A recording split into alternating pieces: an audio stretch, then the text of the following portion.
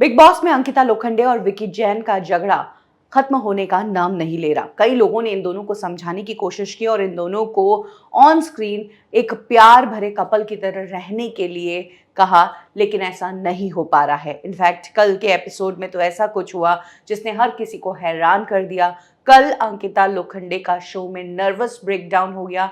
अंकिता को लगा कि अंकिता का वे ऑफ टॉकिंग, अंकिता की जो बातें हैं वो हाई लेवल की नहीं है। विकी उनकी बातों को बहुत छोटा समझते हैं।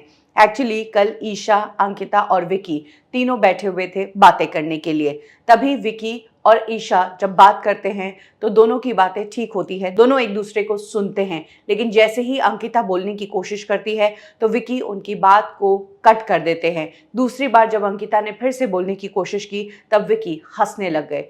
इस बात से अंकिता को बहुत बुरा लगा और अंकिता फूट फूट कर रोने लगी। कल अंकिता का नर्वस ब्रेकडाउन होते देखा। जो अंकिता इतने समय से स्ट्रांगली खेल रही थी, उस अंकिता को हर्ट तब हुआ जब उसका पति घर में सबसे अच्छे से बात करता है, सबकी बात को ढंग से सुनता है, लेकिन अंकिता की ही बात को ढंग से नहीं सुनता है और अंकिता की बातों को वैल्यू नहीं करता है। अंकिता ने विकी को यहाँ तक कह दिया, तुम्हें सबकी बातें अच्छी लगती है, सबके साथ बातें करने में तुम्हें इंटरेस्ट आता है, मेरी बातें ही तुम्हारे लेवल तक मैच नहीं होती, मेरा कॉन्फिडेंस तुमने पूरी तरह से तोड़ दिया है, मैं बहुत लो फील कर रही हूँ और मैं ऐसी कैसे हो गई हूँ मुझे समझ नहीं आ रहा है, लेकिन तुम्हारे लिए मैं सही नहीं हूँ, तुम्हें किसी और से शादी करनी चाहिए थी। कुछ इस तरह से अंकिता ने कल विकी को एक बार फिर से ये बात कह दी। अब सोशल मीडिया पर जो लोग अंकिता और विकी जैन का झगड़ा देख रहे हैं उसमें से कई लोग अंकिता को सपोर्ट कर रहे हैं, कह रहे हैं कि विकी बिग बॉस के घर में आया अंकिता की वजह से